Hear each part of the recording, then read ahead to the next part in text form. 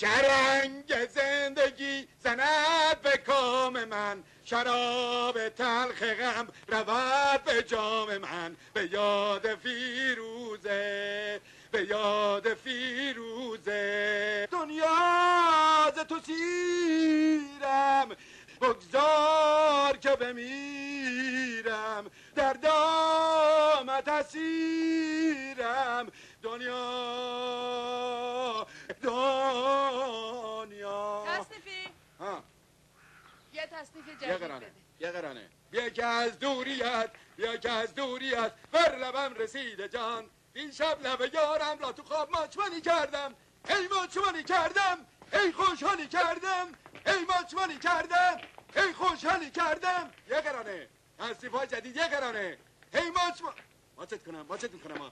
ز دوری خون با روان از دو دیدم. مریم جان، مریم جان، چرا زدی آتش به دل بی قرار من؟ مریم جان، یار خوشگلم مریم جان، خومه کن دلم مریم جان. تصنیف‌های جدید یه قرونه، تصنیف‌های جدید یه قرونه، تصنیف‌های جدید یه قرونه.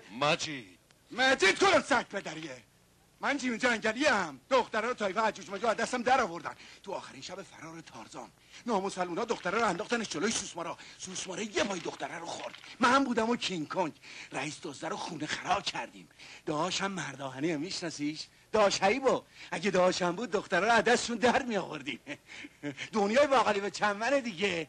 یه نامسلمون نیست دست من علی لو بگیره بگه شزم ببره امامزاده داوود حالمو خوش کنه.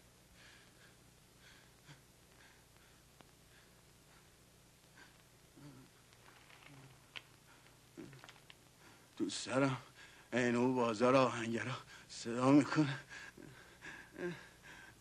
مثل پیرحلبی خورده ریزه هاش توش جا به جا میشه. تو کی؟